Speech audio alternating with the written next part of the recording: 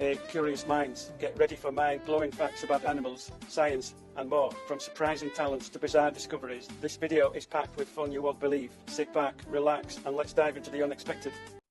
A group of flamingos is called a flamboyance, a term that perfectly captures their striking appearance and social nature. These elegant, long-legged birds are known for their vivid pink and orange hues, which come from the carotenoid-rich foods they consume, such as algae and small crustaceans. When gathered in large numbers, their synchronized movements and graceful postures create a dazzling visual spectacle, making the word flamboyance a fitting descriptor. Flamingos are highly social creatures, often forming flocks of thousands in the wild. This grouping serves multiple purposes, including protection from predators, easier access to food sources, and cooperative parenting. Within their flamboyance, flamingos engage in unique behaviors such as synchronized courtship dances, which involve head flagging, wing salutes, and intricate group movements. These displays not only strengthen bonds but also help individuals attract mates. The term flamboyance itself originates from the word flamboyant, meaning showy, elaborate, or strikingly colorful, qualities that flamingos undeniably possess. Beyond their aesthetic appeal, flamingos play a crucial role in their ecosystems, helping maintain the health of wetland environments. By stirring up the mud with their feet and filtering food through their specialized beaks, they contribute to nutrient cycling and water clarity. Whether wading through shallow lagoons or taking flight in a breathtaking display of pink, a flamboyance of flamingos is a true marvel of nature. Dolphins are incredibly intelligent marine mammals with complex social structures, and one of their most fascinating behaviors is their ability to assign names to one another through unique whistles. Researchers have discovered that each dolphin develops a distinct signature whistle early in life, which serves as its personal identifier, much like a human name. These whistles are unique to each individual and remain consistent over time, allowing dolphins to recognize and address each other even in large pods. This ability was first studied in bottlenose dolphins, which use these signature whistles to maintain group cohesion and communication. Dolphins will call out the specific whistle of another individual to get their attention, a behavior that suggests a high level of cognitive ability and self-awareness. Studies have even shown that dolphins can remember the signature whistles of former pod members for decades, highlighting their exceptional memory and social bonds. The use of signature whistles is particularly useful in the open ocean, where visibility can be limited. Unlike many land animals that rely on scent or vision to recognize one another, dolphins depend on sound, which travels efficiently underwater. This sophisticated communication system allows them to coordinate activities such as hunting, protecting the group from predators, and reuniting after being separated. Beyond just identifying individuals, dolphins also engage in vocal mimicry, meaning they can learn and replicate the whistles of close companions. This behavior is most commonly observed between mothers and calves or between strong social bonds within the pod. Scientists believe that this form of vocal learning demonstrates an advanced level of social intelligence, further emphasizing the complexity of dolphin societies. Dolphins' ability to use names suggests that they have one of the most advanced communication systems in the animal kingdom.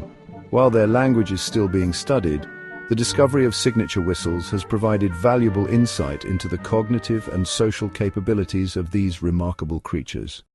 Owls are known for their striking forward-facing eyes, but unlike humans and many other animals, their eyes are not spherical. They are tubular in shape. This unique structure gives owls excellent depth perception and allows them to see incredibly well in low-light conditions, making them exceptional nocturnal hunters. However, this specialized adaptation comes with a trade-off. Owls cannot move their eyes within their sockets as humans can. Instead, they must rely on their highly flexible necks to change their field of vision. To compensate for their fixed gaze, owls have evolved an extraordinary ability to rotate their heads up to 270 degrees in either direction without damaging their blood vessels or spinal cord. This is made possible by several anatomical adaptations, including extra vertebrae in their necks, 14 compared to a human's 7, unique blood vessel routing to prevent circulation cut off, and a specialized bone structure that allows for such extreme motion. This ability enables them to scan their surroundings with minimal movement, helping them remain undetected by prey and predators alike. The tubular shape of an owl's eyes also enhances its binocular vision, meaning both eyes focus on the same object, providing excellent depth perception. This is crucial for hunting, as owls rely on pinpoint accuracy when swooping down on unsuspecting prey in the dark. Their large eyes also allow more light to enter, improving their night vision, which is further enhanced by a high concentration of rod cells in their retinas. Despite their impressive eyesight, owls rely on more than just vision for hunting. Their exceptional hearing, aided by asymmetrical ear placement, allows them to detect even the faintest sounds of movement in complete darkness. Combined with their silent flight and flexible necks, the tubular shape of their eyes makes them one of nature's most effective nocturnal predators. Sloths, despite their slow-moving and seemingly laid-back nature, possess an astonishing ability. They can hold their breath for up to 40 minutes, which is even longer than dolphins. This impressive skill is a result of their unique physiology, specifically their slow metabolism and specialized breathing adaptations. While most people associate sloths with tree-dwelling life, they are actually excellent swimmers, and this breath-holding ability helps them survive in aquatic environments. The secret behind a sloth's long breath-holding capacity lies in its low metabolic rate. Sloths have one of the slowest metabolisms of any mammal, meaning their bodies use oxygen at a much lower rate than most animals. This allows them to go for extended periods without taking a breath, conserving energy in the process. In contrast, dolphins, which are highly active marine mammals, must resurface for air every 10 to 15 minutes, as their higher metabolic rate requires more frequent oxygen intake. When submerged, sloths can slow their heart rate by up to 1/3 of its normal speed, further reducing their oxygen consumption. This ability is particularly useful when escaping predators. If a sloth finds itself threatened by a jaguar or harpy eagle on land, it may drop into the water and use its surprising swimming skills to evade danger. Sloths are naturally buoyant and use a slow but efficient dog paddle motion, propelled by their long arms. Although sloths spend most of their lives in the trees, their connection to water is an often overlooked aspect of their survival.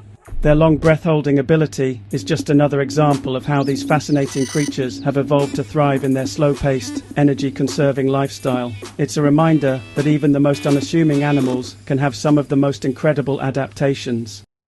Some species of ants, particularly Matabele ants, exhibit a remarkable and rare behavior in the insect world. They actively rescue and heal their injured nestmates. These ants, native to sub-Saharan Africa, are known for raiding termite colonies in organized attacks. However, these battles often result in injuries, with ants losing legs or suffering wounds from termite soldiers.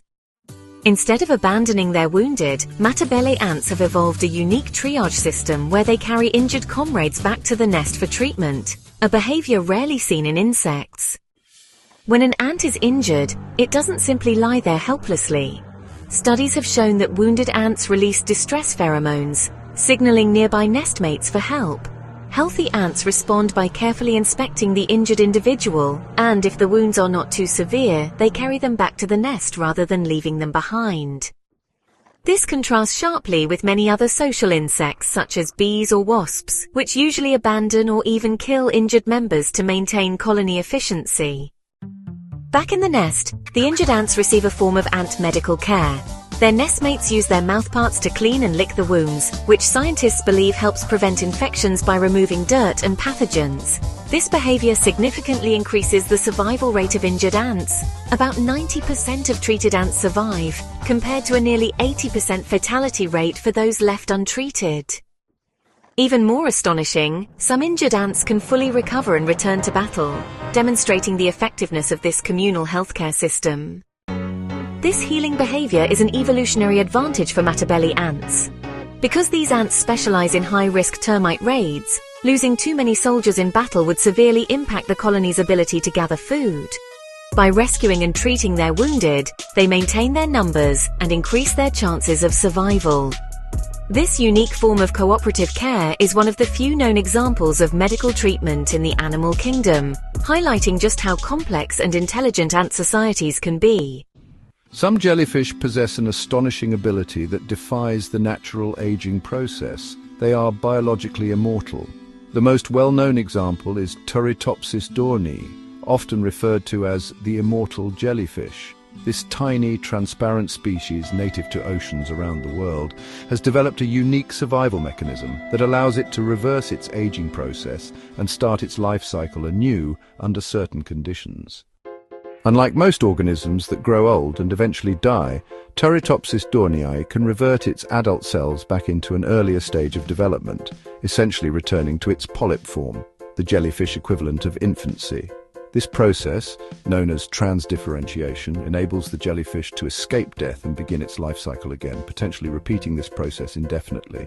This ability is often triggered by stress, injury, starvation, or unfavorable environmental conditions, allowing the jellyfish to avoid death and effectively reset itself.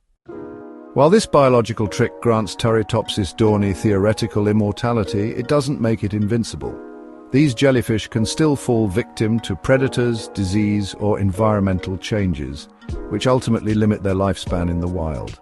However, in controlled environments, their ability to rejuvenate themselves has fascinated scientists who are studying them for insights into aging, cell regeneration, and potential medical applications. The discovery of biological immortality in jellyfish challenges our understanding of life and aging.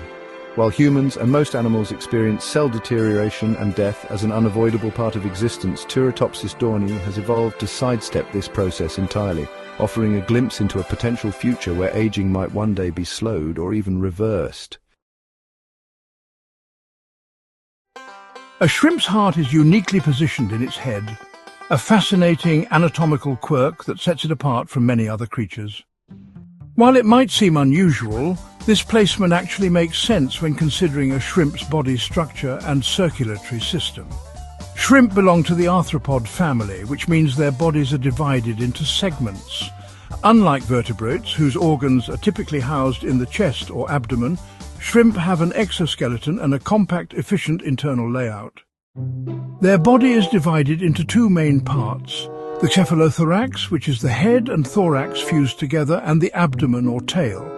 The shrimp's heart is located within the cephalothorax, behind the brain and just above the stomach, meaning it is technically positioned in what we consider the head region.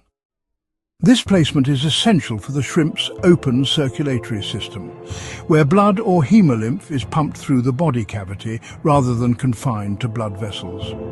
The heart distributes oxygen and nutrients to the organs efficiently within the head and thorax, supporting the shrimp's vital functions.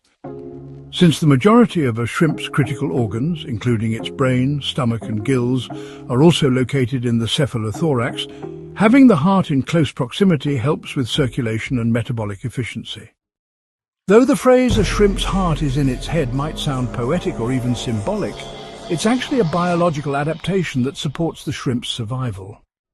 This unique trait is just one of the many fascinating aspects of crustacean anatomy, demonstrating how evolution shapes species in unexpected yet highly effective ways. Dogs have a fascinating and little-known way of regulating their body temperature through a specialized blood vessel system in their ears. This adaptation, known as the auricular arteriovenous anastomosis, allows dogs to redirect blood flow to their ears when they need to cool down. Since dogs do not have sweat glands like humans, except for a small number on their paw pads, they rely on other physiological mechanisms to release excess heat and maintain a stable body temperature.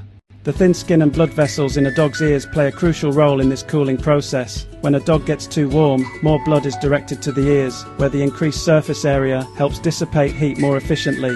This is particularly beneficial for breeds with a large or thin ears, such as greyhounds, basset hounds and coon hounds, as their ears act almost like built-in radiators. By contrast, dogs with smaller or thicker ears may have a slightly harder time releasing heat this way.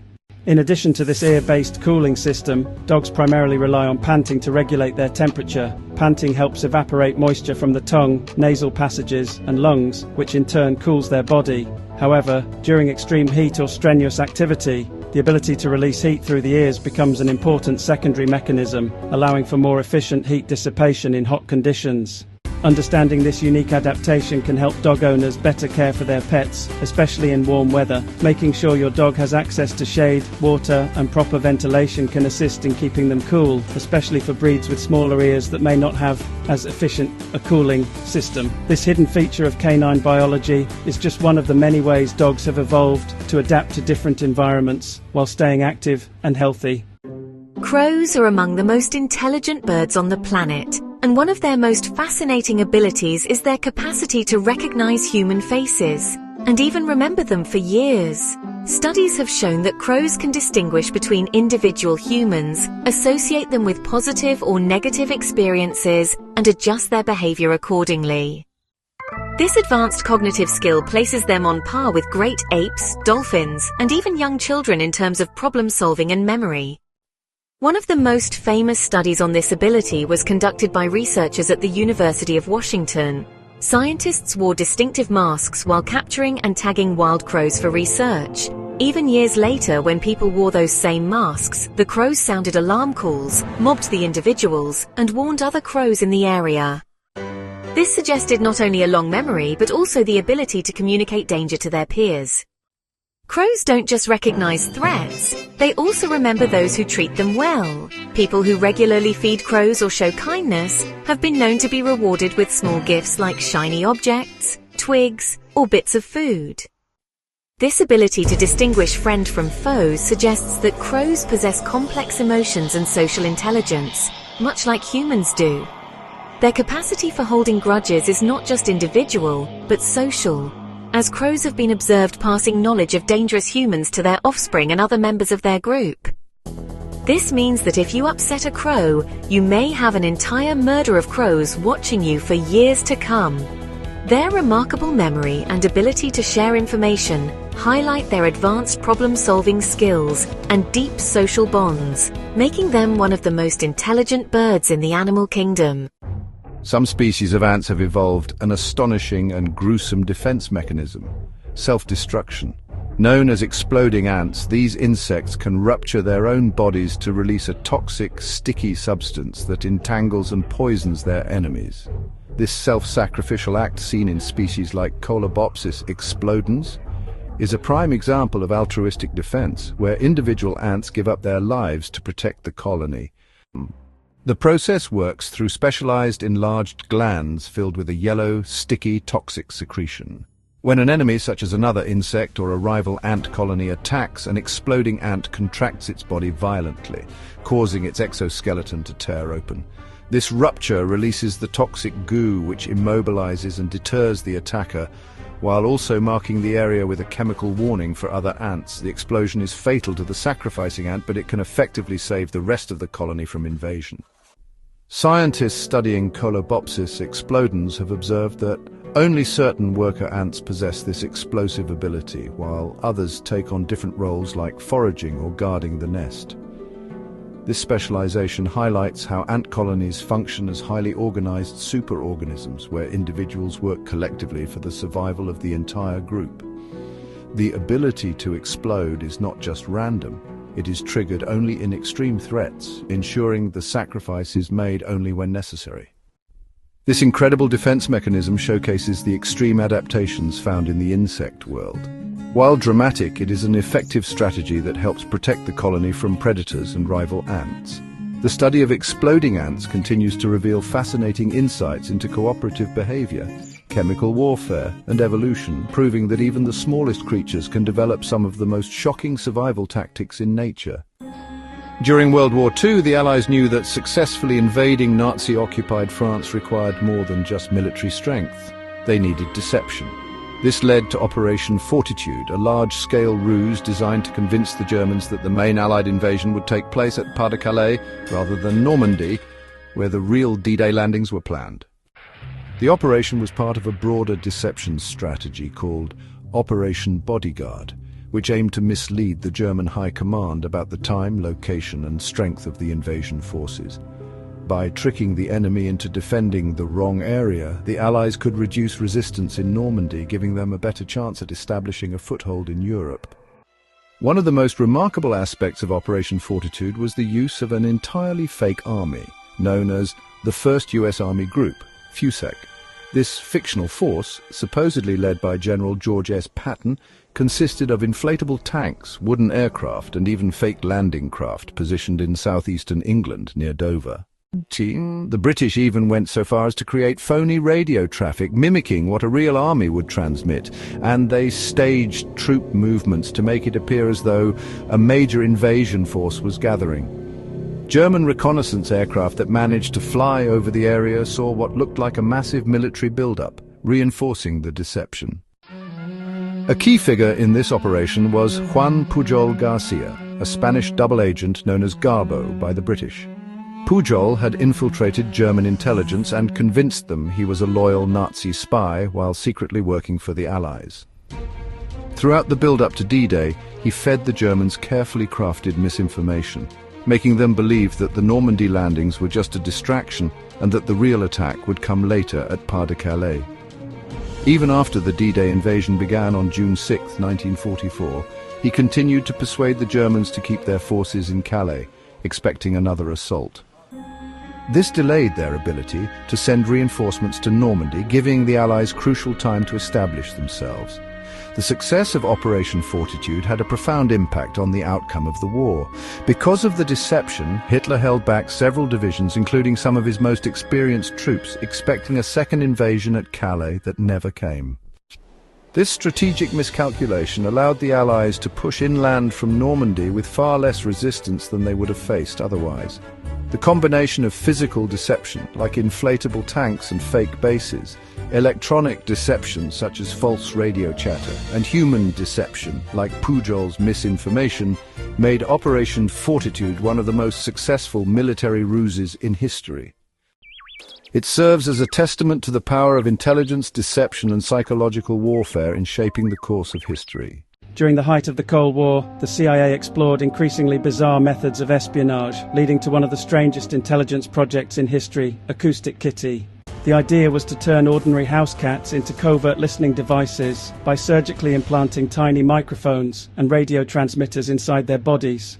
Since cats were common in urban environments and could move about unnoticed, the CIA believed they could use them to eavesdrop on Soviet officials without raising suspicion. The project involved inserting a microphone in the cat's ear, a radio transmitter at the base of its skull, and a wire antenna woven into its tail.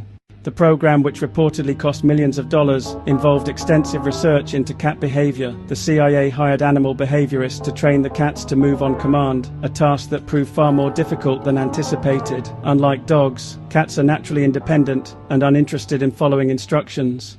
Handlers struggled to get them to follow a straight path or stay focused on a specific target. Despite these setbacks, the agency pressed forward, convinced that a well-trained feline agent could infiltrate Soviet embassies or government buildings undetected. The first live field test was a complete disaster. The CIA released their specially modified cat near a Soviet compound in Washington, D.C., hoping it would approach a group of Soviet diplomats and pick up their conversation. However, within seconds of being let loose, the cat wandered into the street and was immediately run over by a taxi. Years of research and an enormous budget were wasted in an instant. The failure highlighted not only the difficulty of training cats for espionage, but also the sheer unpredictability of using live animals for such missions. Following this catastrophe, the CIA ultimately abandoned the project, concluding that cats were simply too unreliable to be used as spies. Documents later declassified in the early 2000s confirmed that the agency deemed the experiment a failure, though they learned valuable lessons about animal behavior and electronic implants. While Acoustic Kitty never became a viable espionage tool, it remains one of the most bizarre and ambitious covert operations in intelligence history, a true testament to the extremes of Cold War innovation. When the Eiffel Tower was first constructed for the 1889 Exposition Universelle, or World's Fair in Paris, it was never meant to be a permanent structure. Designed by Gustave Eiffel and his company, the tower was built as a temporary showcase of French engineering, meant to stand for only 20 years before being dismantled in 1909. Many prominent artists and intellectuals at the time, including writer Guy de Maupassant, criticized the tower as an eyesore, believing it would ruin the Parisian skyline. The city had originally planned to tear it down once the permit for its construction expired. However, the tower's fate took a dramatic turn due to advancements in wireless telegraphy. Gustave Eiffel, recognizing the potential of the tower for communication purposes, funded experiments to install a radio antenna at the top. By the early 1900s, the French military saw the value of using the Eiffel Tower as a radio transmission station, which allowed them to intercept enemy messages and strengthen national security. This technological significance saved the tower from demolition and secured its place as a lasting monument. During World War I, the Eiffel Tower played a critical role in intercepting German radio communications, particularly helping to jam enemy signals during the Battle of the Marne in 1914. By the time its original 20-year lease was up, the tower had become too valuable for strategic reasons to be dismantled. As radio technology continued to advance, the Eiffel Tower remained an essential communication hub, solidifying its status as a permanent part of the Parisian landscape. Today, the Eiffel Tower is one of the most iconic landmarks in the world, drawing millions of visitors each year. What was once considered a temporary structure destined for demolition has instead become an enduring symbol of France. The decision to keep the tower not only preserved an architectural masterpiece, but also demonstrated how innovation can transform something once deemed useless into a national treasure. During the Prohibition era, from 1920 to 1933 in the United States, the federal government took extreme measures to enforce the ban on alcohol. One of the most shocking actions was the deliberate poisoning of industrial alcohol supplies. Since legal alcohol production was banned, many people turned to bootleggers to obtain liquor. However, much of this illegal alcohol came from industrial sources, alcohol used in paints, solvents, fuels and other commercial products, which criminals would steal and attempt to distill into drinkable liquor. To combat this, the government ordered manufacturers to denature industrial alcohol by adding toxic chemicals, making it unfit for human consumption. The poisoning program intensified under President Calvin Coolidge, with the US Treasury Department working alongside chemists to develop stronger, deadlier formulas. The altered alcohol often contained methanol, also known as wood alcohol, benzene and formaldehyde, substances that can cause blindness, organ failure and death. The government's hope was that these chemicals would deter people from drinking bootleg liquor, but instead, they led to thousands of casualties. Estimates suggest that by the time Prohibition ended in 1933, at least 10,000 people had died as a direct result of consuming poisoned alcohol, while many more were left permanently blind or severely ill. Despite these horrifying consequences, the federal government refused to halt the poisoning program. Officials argued that people knew the risks of drinking bootleg alcohol and that the responsibility lay with those who chose to break the law. However, doctors and public health advocates condemned the practice, calling it a cruel and inhumane form of law enforcement. Newspapers reported on the rising death toll, sparking outrage among the public.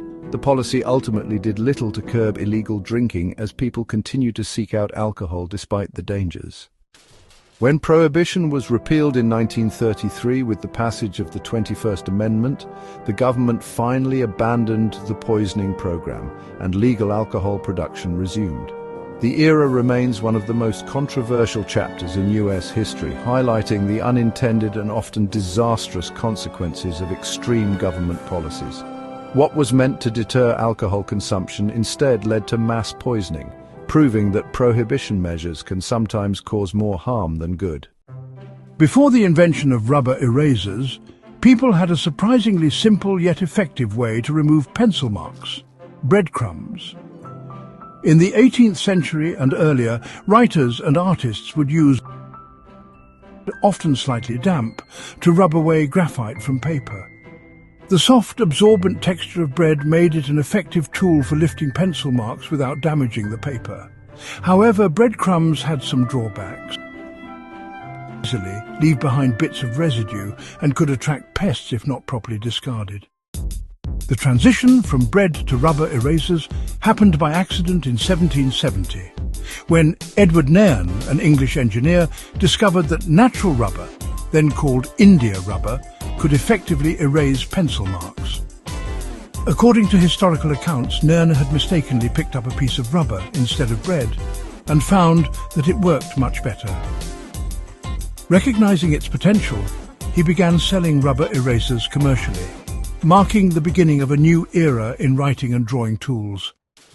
However, early rubber erasers had their own problems. They degraded quickly, had a strong odour, and would sometimes rot over time. A major breakthrough came when scientists discovered that vulcanization, a process developed by Charles Goodyear in 1839, could make rubber more durable and resistant to wear. This process involved heating rubber with sulfur, strengthening its structure and making it much longer lasting. With this improvement, rubber erasers became the standard tool for correcting pencil marks, replacing breadcrumbs entirely. By the late 19th century, erasers were widely available and even integrated into the tops of pencils, making corrections more convenient than ever. Today, erasers come in many forms, including vinyl, plastic and kneaded rubber erasers used by artists. While breadcrumbs are now just a historical curiosity, they serve as a fascinating reminder of how people improvised before modern inventions. The simple act of erasing mistakes, something we take for granted today, has evolved significantly from its humble origins in a loaf of bread. The guillotine, often associated with the French Revolution, remained France's official method of execution long after the revolution ended. Surprisingly, it was still in use until 1977. Invented in the late 18th century, the guillotine was designed to be a more humane and efficient means of capital punishment. It replaced earlier methods like hanging, which were often slow and painful. The device became infamous during the Reign of Terror from 1793 to 1794, when thousands, including King Louis XVI and Queen Marie Antoinette, were executed publicly in front of massive crowds. Despite its revolutionary origins, the guillotine remained France's preferred method of execution for nearly 2 centuries.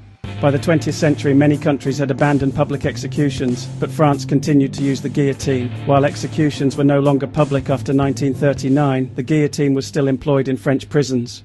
The last person to be executed by guillotine in France was Hamida Jandoubi, a Tunisian immigrant convicted of murder. On September 10, 1977, he was beheaded at Bonmetz prison in Marseille.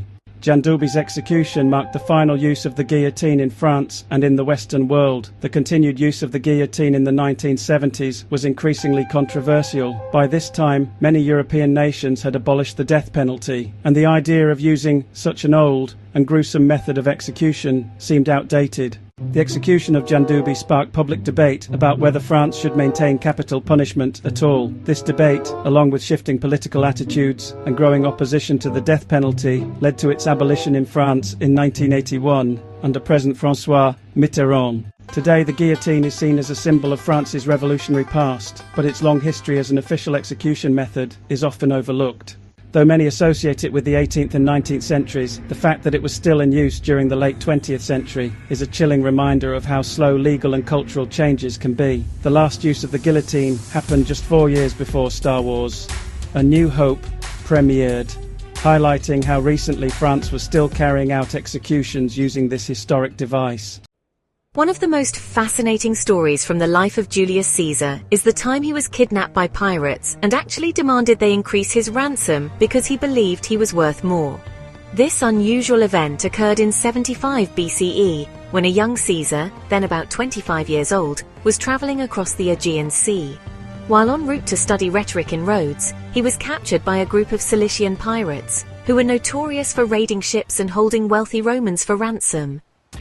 They initially demanded 20 talents of silver, roughly 600 kilograms, or 1,300 pounds of silver, but Caesar laughed at the amount, claiming he was worth at least 50 talents, more than twice their demand. The pirates, amused by Caesar's confidence and arrogance, agreed to the higher ransom and allowed him to send his men to raise the money. While waiting for the ransom to be paid, Caesar lived among the pirates for 38 days, treating them not as captors but as subordinates. He joked with them, wrote poetry, and even participated in their games and exercises. He often told them, in a half-serious manner, that when he was free, he would return to hunt them down and crucify them all. The pirates, thinking he was joking, laughed at his boldness. Once the ransom was paid and Caesar was released, he immediately began planning his revenge. He raised a fleet, hunted down the very same pirates who had captured him, and swiftly defeated them. Instead of simply punishing them, Caesar personally ensured they were crucified, just as he had promised. However, in a rare act of mercy, he ordered their throats slit first, sparing them from the prolonged agony of crucifixion. This act demonstrated both his ruthless efficiency and his ability to command respect and fear, even at a young age. This episode in Caesar's life is a perfect example of his charisma, ambition, and strategic thinking, qualities that would later make him one of the most powerful figures in Roman history. Rather than being humiliated by his capture, he turned it into a power move, proving his dominance and reinforcing his reputation.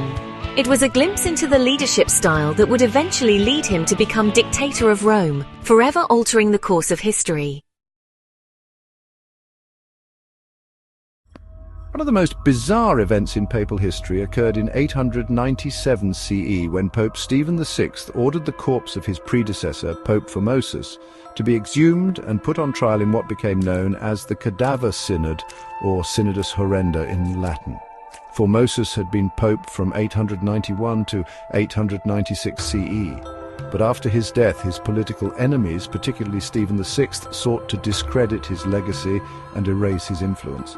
To achieve this, Stephen had Formosus's rotting corpse dug up, dressed in papal robes, and placed on a throne in the Lateran Basilica to stand trial. Since Formosus was, of course, unable to speak, a deacon was assigned to act as his defense attorney, though the trial was anything but fair.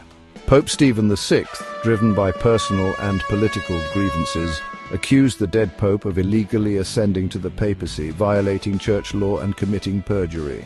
During the surreal proceedings, Stephen ranted and mocked the corpse, treating it as if it were alive. Unsurprisingly, Formosus was found guilty, and as punishment his papal vestments were stripped, his 3 blessing fingers were cut off, and his body was dragged through the streets of Rome before being tossed into the Tiber River. The spectacle horrified many in Rome, and Stephen VI's obsession with humiliating a dead man backfired.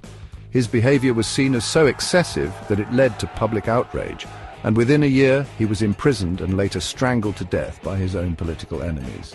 Formosus's body was eventually recovered from the river, reburied with honor, and his papacy was posthumously reinstated by later popes, nullifying the absurd ruling of the Cadaver Synod. The event remains one of the most macabre and infamous moments in church history, demonstrating the extreme political rivalries of the medieval papacy. It also highlights how far some leaders were willing to go to maintain power, even if it meant putting a rotting corpse on trial for crimes he supposedly committed in life. The oldest known Yo Mama joke dates back to around 1500 BCE, making it over 3,500 years old. It was discovered on a Babylonian cuneiform tablet that contained a collection of proverbs, riddles and humour written in Akkadian, one of the ancient languages of Mesopotamia. While much of the text has faded over time, scholars identified one of the jokes as a clear insult about someone's mother, proving that trash talk and humour have been around for millennia. Unfortunately, the full joke is incomplete due to the damage to the tablet, but researchers have reconstructed parts of it. What remains suggests that it was likely a crude, sarcastic remark about a mother's behaviour or status, much like the modern Yo Mama jokes that poke fun at someone's intelligence, size or actions. This discovery suggests that ancient people, just like today, enjoyed playful insults and wordplay, showing that humour has remained a constant part of human culture. The Babylonian joke is one of the earliest examples of written humour, but it wasn't the only one. Other ancient civilizations, such as the Egyptians and Greeks, also recorded jokes, riddles and comedic sayings, many of which wouldn't seem out of place in today's world. The fact that a mother-based insult was included in this collection shows that joking about family members was just as entertaining back then as it is now. While we may never know the exact wording of this ancient joke, its existence proves that Yo Mama humour is timeless. It's a reminder that no matter the era, people have always loved to tease, joke and laugh at each other's expense. One of the most bizarre and fascinating animal survival stories in history is that of Mike the Headless Chicken, a bird that lived for 18 months without a head. On September 10, 1945, a farmer named Lloyd Olson from Fruita, Colorado, attempted to butcher a 5-month-old Wyandotte rooster for dinner. However, when he swung his axe, he missed the jugular vein and a portion of the brainstem, leaving Mike's brainstem and one ear intact. To Olson's shock, Mike did not die. Instead, he stood up, walked around, and even attempted to preen himself as if nothing had happened. Realizing that the chicken was still alive, Olson decided to take care of him instead of finishing the job. He started feeding Mike a mixture of milk and water with an eyedropper, along with small grains of food that he placed directly into the open esophagus. Incredibly, Mike continued to thrive, gaining weight and behaving like a normal chicken, trying to peck for food, attempting to crow, though he couldn't make a sound, and even perching on a roost. News of the headless chicken that refused to die quickly spread, and Olson took Mike on the road, showcasing him in sideshows and exhibitions across the United States. Mike became a national sensation, earning his owner as much as $4,500 per month at the height of his fame, which is equivalent to tens of thousands of dollars today. He was featured in magazines like Time and Life, and people travelled from all over to see the miraculous bird in person. Scientists were fascinated by how Mike had survived, with experts concluding that because a chicken's brainstem controls basic reflexes, Mike could still function despite losing his head. Mike's unusual life finally came to an end in March 1947 when he choked to death in a motel room in Phoenix, Arizona. Olson had accidentally left behind the eyedropper used to clear Mike's throat, and by the time he realized what was happening, it was too late. Despite his death, Mike the Headless Chicken remains a legend, and the town of Fruita still honors him with an annual Mike the Headless Chicken Festival, celebrating his unlikely survival and place in history. The speed of a computer mouse is measured in a unit called Mickeys. This quirky term originates from the early days of computer technology and is named after Mickey Mouse, likely as a playful reference to movement and tracking. A Mickey is defined as the smallest detectable movement of a computer mouse, typically about 1/200th of an inch or 0.1 millimeters. This unit is used to measure the distance the mouse travels in relation to cursor movement on the screen. Mickeys are particularly useful in the realm of computer engineering and gaming to fine-tune mouse sensitivity settings. The measurement is often expressed as Mickeys per second, which quantifies the speed at which the mouse is moved. For example, if a mouse moves 500 Mickeys per second, it means that the sensor detects 500 tiny increments of movement within that time frame. This unit helps determine how precisely a mouse translates physical motion into digital input, making it an important factor in high-performance gaming, graphic design, and other precision-based tasks. The concept of Mickeys plays a crucial role in mouse acceleration and sensitivity settings. Different operating systems and software applications use these values to control how fast the cursor moves in response to physical motion. By adjusting the Mickey per pixel ratio, users can fine-tune their mouse experience, ensuring smoother or more rapid movements depending on their needs. Although the term Mickeys is not commonly referenced in everyday computing, it remains an integral part of how mouse movement is measured and optimized in modern technology. Would you like to know more about how this applies to gaming or design settings?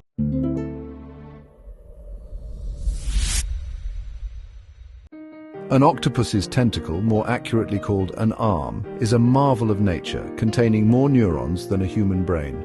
While the entire octopus has around 500 million neurons, roughly 2/3 of them are located in its 8 arms rather than its central brain. In contrast, the average human brain contains about 86 billion neurons, but all of them are centralized in the head. This decentralized nervous system allows octopus arms to think, sense, and react independently, making them some of the most complex and versatile appendages in the animal kingdom. Each octopus arm has around 40 to 50 million neurons, enabling it to perform sophisticated tasks without needing constant input from the brain. In some cases, an arm can continue moving, exploring, or even trying to escape for a short time after being severed. This autonomy allows octopuses to multitask in extraordinary ways. For instance, an octopus can use one arm to probe a crevice for food, while others engage in camouflage, movement, or even problem-solving. The arms can also taste and smell their environment thanks to thousands of chemosensory suckers, giving the octopus an unparalleled ability to interact with its surroundings. This incredible nervous system makes octopuses highly intelligent creatures capable of solving puzzles, using tools, and escaping enclosures with surprising skill. Scientists often compare the octopus's nervous system to an alien form of intelligence, as its structure is vastly different from that of vertebrates. The combination of a semi-autonomous nervous system, advanced problem-solving skills, and unparalleled dexterity makes the octopus one of the most fascinating creatures in the ocean. Would you like to dive deeper into how octopuses use their intelligence in the wild? A single teaspoon of honey might not seem like much, but it actually represents the entire lifetime work of approximately 12 honeybees. This incredible fact highlights the dedication, teamwork and efficiency of honeybee colonies, which work tirelessly to produce this liquid gold. Honey production is a complex process that begins when worker bees, also known as foragers, collect nectar from flowers. They use their long tube-like tongues to suck up the nectar and store it in their honey stomachs, a specialized organ separate from their digestive system. Enzymes in the honey stomach begin breaking down the nectar's complex sugars into simpler ones, preparing it for storage. Once the foragers return to the hive, they pass the nectar to house bees through a process called trophallaxis, a mouth-to-mouth transfer. House bees then continue breaking down the sugars and deposit the nectar into the wax honeycomb cells. To transform the nectar into honey, bees fan their wings rapidly, creating airflow that evaporates excess water, thickening the nectar into honey. Once the honey reaches the right consistency, around 17 to 18% water content, the bees seal the cell with wax, preserving it for future use. Each individual bee produces only a tiny fraction of a teaspoon of honey in its entire lifetime, about 1/12 of a teaspoon. This means that it takes the collective effort of 12 bees each, foraging for nectar throughout their entire lifespan of about 6 weeks, just to make a single teaspoon of honey. To put it in perspective, a single bee must visit around 2,000 flowers per day and may travel up to 5 miles from the hive during a single foraging trip.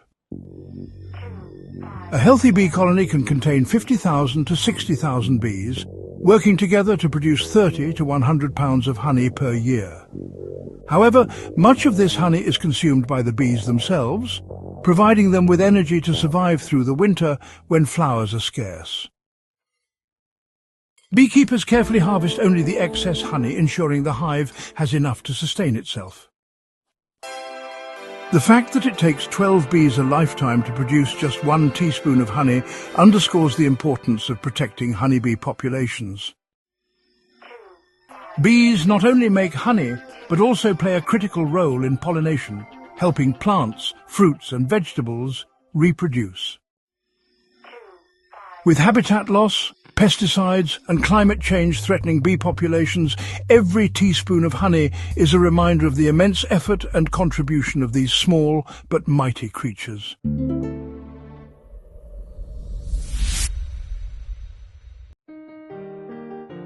Quantum entanglement is one of the most mind-bending and fascinating concepts in physics. It describes a phenomenon in which 2 or more particles become interconnected, meaning their properties are instantaneously correlated, no matter how far apart they are. If one particle's state is measured, the other particle's state will instantly change accordingly, even if they are separated by light years or entire galaxies. This bizarre effect appears to defy classical physics and has puzzled scientists, including Albert Einstein, who famously called it spooky action at a distance.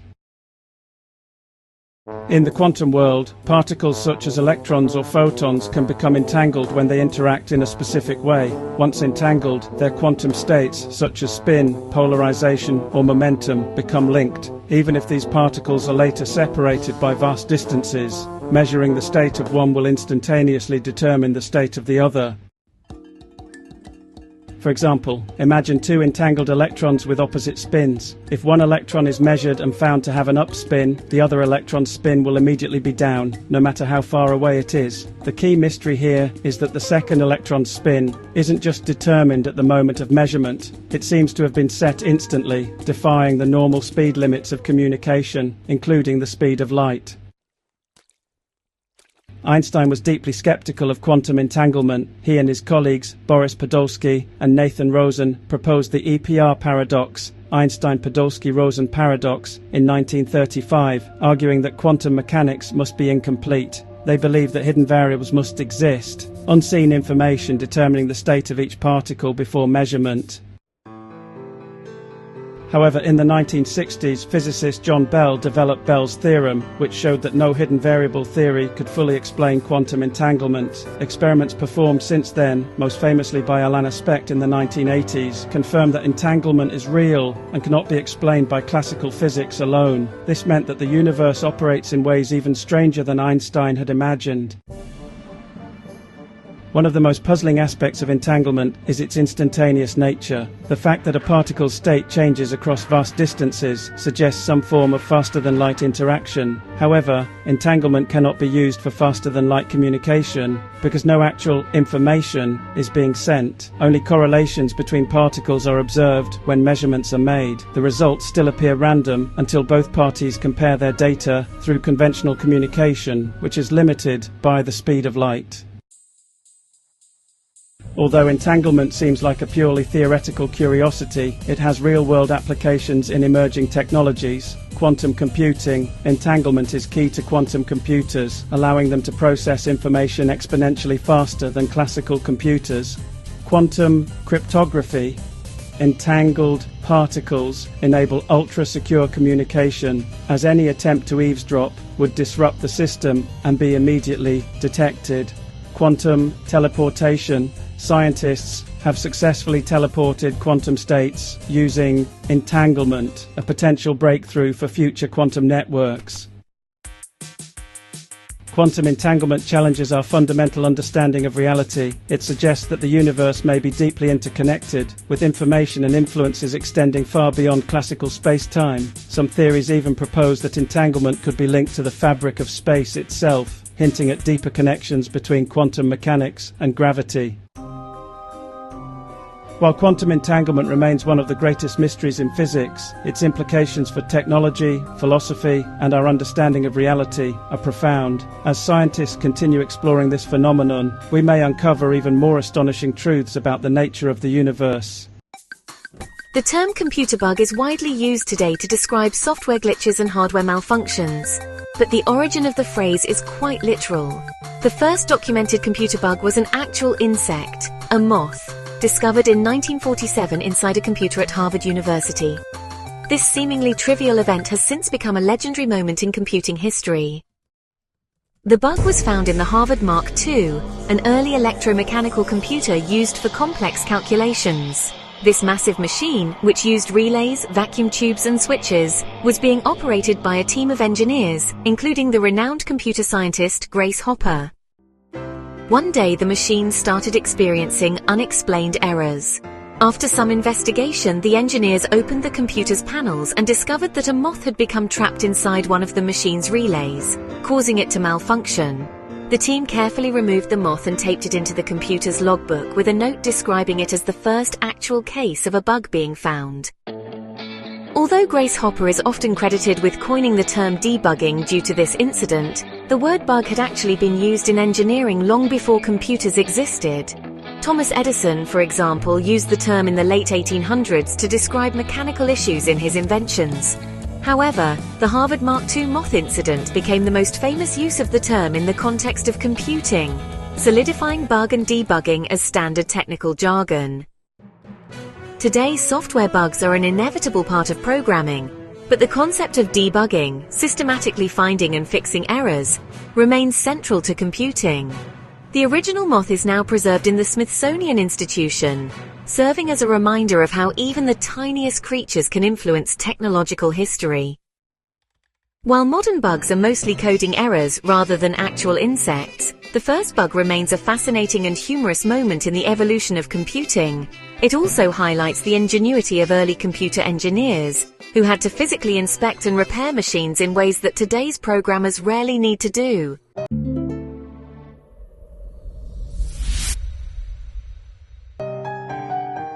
Diamonds rain on Jupiter and Saturn, a cosmic gemstorm. The idea of diamond rain on Jupiter and Saturn sounds like something from a science fiction story, but it is actually grounded in real planetary science. Due to the immense pressure and extreme atmospheric conditions on these gas giants, scientists believe that diamonds can form and fall through their atmospheres like rain. This fascinating phenomenon is a result of chemical reactions, intense heat and crushing pressure deep within these planets. How are diamonds formed in Jupiter and Saturn? Unlike Earth, where diamonds are formed deep in the mantle over millions of years, the process on Jupiter and Saturn is much more dynamic and violent. These planets have thick, turbulent atmospheres primarily composed of hydrogen and helium, with significant amounts of methane. Methane turns to carbon. In the upper atmosphere, lightning storms and high-energy collisions break down methane molecules, or CH4, into their basic component carbon. Carbon transforms into soot and graphite. As the free carbon falls deeper into the atmosphere, the intense pressure causes it to clump together, forming tiny, black soot particles.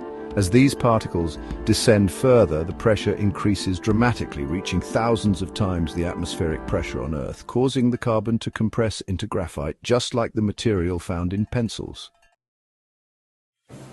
Graphite turns into diamonds. As the graphite continues to fall, it reaches a depth where the pressure is so high that it crystallizes into diamonds.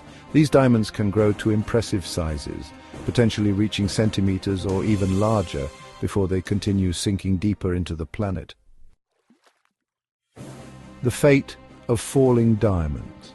While diamonds can form and rain down, they don't last forever. As they continue their descent into even greater depths, the extreme temperatures, up to thousands of degrees Fahrenheit, eventually cause them to melt into liquid carbon, effectively creating a vast ocean of liquid diamond in the deeper layers of Saturn and Jupiter. Other planets that might have diamond rain. While Jupiter and Saturn are the most well-known candidates for diamond rain, some scientists believe that similar processes could be happening on Uranus and Neptune as well. In fact, because Uranus and Neptune have even higher carbon concentrations, they might have even more extensive diamond rain, possibly leading to entire layers of solid diamond deep within their interiors. Could we ever collect space diamonds? While these diamonds exist in abundance on Jupiter and Saturn, retrieving them would be nearly impossible due to the harsh conditions and crushing pressures deep inside the planets. However, studying these processes helps scientists understand the complex chemistry of planetary atmospheres and could offer clues about the formation of exoplanets across the universe. A cosmic wonder. The idea that diamonds, one of Earth's most valuable and sought-after gems, fall from the sky on Jupiter and Saturn is a fascinating reminder of how different and extreme other worlds can be. While diamonds on Earth are rare and precious, on these gas giants they are a natural byproduct of planetary physics, raining down in a spectacular cosmic storm. Wi-Fi signals can be disrupted by fish tanks. The science behind it. It may sound surprising, but fish tanks can interfere with Wi-Fi signals, leading to weaker connections, or even complete signal drops. This happens because of how water interacts with radio waves, especially at the frequencies commonly used for Wi-Fi networks. If you've ever noticed slow internet speeds near a large aquarium, there's a good scientific reason for it. How Wi-Fi works and why it's affected by fish tanks. Wi-Fi signals are a type of radio wave specifically operating in the 2.4 GHz and 5 GHz frequency bands. These signals travel through the air in a straight line, bouncing off surfaces and passing through some objects, but they can also be absorbed or blocked by certain materials. Water, especially in large amounts like a fish tank, is very effective at absorbing radio waves. 1. Water absorbs electromagnetic waves. Water molecules are polar, meaning they have a positive and negative end. This allows them to interact with electromagnetic waves, absorbing energy from the signal. The 2.4 GHz Wi-Fi frequency is particularly close to the resonant frequency of water, meaning water absorbs a significant amount of this signal. That's why microwave ovens, which operate at 2.45 GHz, can efficiently heat food containing water. 2. Signal reflection and scattering. Fish tanks are often made of glass, which itself can reflect and distort Wi-Fi signals. Water inside the tank scatters the signals, causing them to weaken or even fail to reach their intended destination. The larger the tank, the greater the disruption. A fish tank can block Wi-Fi signals if it's placed between your router and your device. Some common scenarios where this might happen include a fish tank near the router. The signal strength is significantly reduced because most of the Wi-Fi waves are absorbed. A fish tank between the router and your device. The signal might be distorted or weakened, leading to slower speeds or connection drops. Wi-Fi router placed behind or next to a large aquarium. The signal may be almost entirely blocked, making it hard for devices in another room to receive a strong connection. How to minimize fish tank Wi-Fi interference.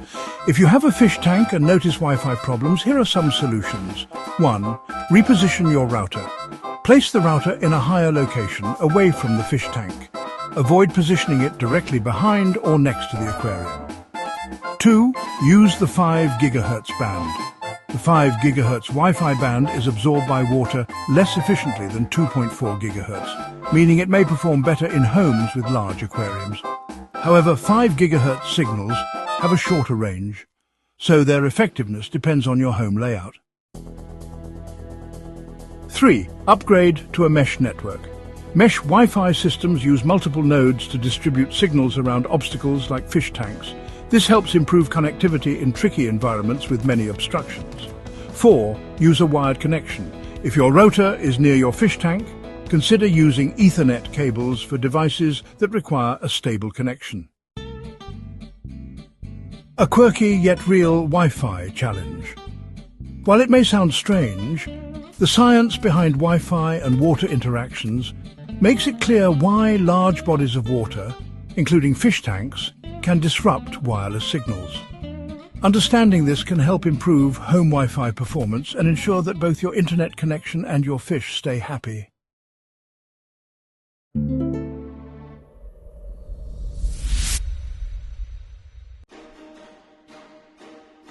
The highest officially recorded temperature on Earth occurred on July 10, 1913, in Furnace Creek, California, a location within Death Valley, one of the most extreme environments on the planet. The temperature that day reached a blistering 134 degrees Fahrenheit, or 56.7 degrees Celsius, a record that still stands more than a century later. Death Valley is one of the hottest places on Earth due to a combination of geographical and atmospheric factors. Low elevation, Furnace Creek sits at 190 feet or 58 meters below sea level, meaning the air pressure is slightly higher, which can trap heat more effectively. Surrounding mountain ranges, the valley is surrounded by mountains, which create a rain shadow effect, preventing moisture from reaching the region. This lack of humidity reduces cloud cover, allowing the sun's rays to directly heat the valley floor. Desert surface and heat retention. The valley floor consists of dark rocks, sand, and salt flats, which absorb and retain heat. At night, the heat is slowly released, meaning temperatures remain high even after sunset. Dry air and lack of vegetation. With almost no moisture in the air, there is very little evaporative cooling, unlike in humid regions where sweat and water can help regulate temperature. The barren landscape means there are no trees or plants to provide shade. Although 134 degrees Fahrenheit is the official world record, some meteorologists have questioned its validity. Critics argue that the temperature reading might have been a recording error due to the equipment used at the time. Weather conditions on that day didn't fully match expectations for such extreme heat. More recent records suggest that temperatures in Death Valley rarely reach that high, even in modern times with better instruments. Despite these concerns, the record remains officially recognized by the World Meteorological Organization. Even if the 1913 record were to be disputed, Death Valley continues to break heat records. Modern highest temperature. On August 16, 2020, Furnace Creek recorded 130 degrees Fahrenheit or 54.4 degrees Celsius, the highest verified temperature in the last century. This is the hottest reliably recorded temperature in modern times, given improvements in measurement technology. Hottest overnight low temperature. On July 12, 2012, Death Valley recorded an overnight low of 107 degrees Fahrenheit or 41.7 degrees Celsius, making it the hottest nighttime temperature ever measured. Earth's hottest natural temperature, 134 degrees Fahrenheit, is scorching, but it pales in comparison to other planets. On Venus, the surface temperature is a consistent 867 degrees Fahrenheit, or 464 degrees Celsius, due to its thick atmosphere trapping heat. Mercury, the closest planet to the Sun, experiences daytime highs of 800 degrees Fahrenheit, or 427 degrees Celsius, but plunges to minus 290 degrees Fahrenheit, or minus 180 degrees Celsius, at night. With climate change driving global temperature increases, many scientists warn that extreme heat events could become more frequent and severe. Some models predict that, in the coming decades, regions like the Middle East, South Asia, and parts of the US Southwest could see even higher temperatures, possibly surpassing the 1913 record under the right conditions. If you ever find yourself in an extreme heat event, survival depends on proper hydration, shade and cooling measures. Death Valley's visitors are advised to avoid hiking after 10 a.m., carry extra water, and recognize heat stroke symptoms. The sulfur in your body enough to kill all fleas on a dog. Sulfur is a crucial element in the human body, playing a role in various biological processes. It is one of the essential elements for life and is found in every cell, tissue and organ. Surprisingly, the total amount of sulfur in a human body, about 140 grams or 5 ounces in an average adult, is enough to kill all fleas on an average-sized dog if it were used in its toxic form. Why does your body contain sulfur? Sulfur is present in many proteins, enzymes and vitamins that keep your body functioning properly. Some of its key roles include building proteins. Sulfur is a component of essential amino acids like cysteine and methionine, which are necessary for forming proteins in your muscles, skin and hair. Strengthening hair, nails and skin. Keratin, the protein that makes up your hair and nails, contains high amounts of sulfur, giving these structures their strength and durability. Detoxification. Sulfur plays a key role in the liver's detox processes, helping to remove harmful substances from the body. Antioxidant function. It is a component of glutathione, one of the body's most powerful antioxidants that protects cells from damage. Joint health. Sulfur is necessary for the production of cartilage, which keeps joints healthy and flexible. How can sulfur kill fleas? Sulfur has been used as a natural pesticide for centuries. When applied in its elemental or chemical form, sulfur disrupts the metabolism of small insects like fleas, mites and lice, effectively killing them. Toxic to fleas. Sulfur interferes with flea reproduction and can kill them on contact in high enough concentrations. Sulfur is used in pet care. For example, some flea shampoos and powders contain sulfur because it is a natural alternative to synthetic pesticides. Now, when it comes to humans, sulfur is safe in normal doses. While the sulfur in our bodies is essential for life, excessive amounts can be harmful. However, under normal conditions, the sulfur in your body is bound in proteins and not toxic like raw sulfur powder. Sulfur-rich foods in your diet. Your body gets sulfur mainly through diet, especially from foods rich in certain amino acids and compounds. Common sulfur-rich foods include protein sources, eggs, meat, fish, and dairy. Vegetables, garlic, onions, cabbage, broccoli, and Brussels sprouts. Legumes, lentils, chickpeas and soybeans. Nuts and seeds, sunflower seeds and Brazil nuts. Fun perspective. How much sulfur is in your body? To put this in perspective, The average human body contains 140 grams, or 5 ounces of sulfur. An average dog flea weighs about 0.45 milligrams. A dog may have hundreds or thousands of fleas in a severe infestation. If all the sulfur in your body was somehow extracted and converted into its toxic form, it would theoretically be enough to wipe out an entire flea infestation on a dog. While this fact sounds shocking, it simply highlights how sulfur, an essential element in our bodies, can also be deadly to certain small organisms. Our body's natural chemistry plays a fascinating role in everything from metabolism to pest control. Uranium is one of the densest naturally occurring elements on Earth. A single cubic foot of uranium weighs an astonishing 1,190 pounds. That's more than half a ton in a space no bigger than a small microwave. This extreme density makes uranium highly valuable in both energy production and military applications, as well as an interesting subject in physics and engineering. The reason uranium is so dense lies in its atomic structure. Uranium has an atomic number of 92, meaning each atom contains 92 protons in its nucleus. It also has a high atomic mass due to the presence of many neutrons. The most common isotope, uranium-238, has 146 neutrons. These tightly packed particles create an incredibly heavy and dense nucleus, making uranium one of the heaviest naturally occurring elements on Earth. For comparison, here's how uranium's density stacks up against other materials. Water, 62.4 pounds per cubic foot. Aluminum, 168.5 pounds per cubic foot. Lead, 708 pounds per cubic foot. Uranium, 1,190 pounds per cubic foot. Gold, 1,206 pounds per cubic foot. Osmium, the densest metal, 1,411 pounds per cubic foot. While uranium is denser than lead, it is slightly less dense than gold and significantly less dense than osmium and iridium, the densest known elements. The high density of uranium has several practical applications. First, nuclear energy uranium is best known as the primary fuel for nuclear reactors. The isotope uranium-235 or U-235 undergoes nuclear fission, releasing vast amounts of energy used to generate electricity. Second, military armor and ammunition. Due to its density, uranium is used in armor-piercing rounds and military tank armor, often in the form of depleted uranium, or DU, which is a byproduct of uranium enrichment. DU is denser than lead, making it highly effective in penetrating enemy vehicles and fortifications. Lastly, counterweights and shielding.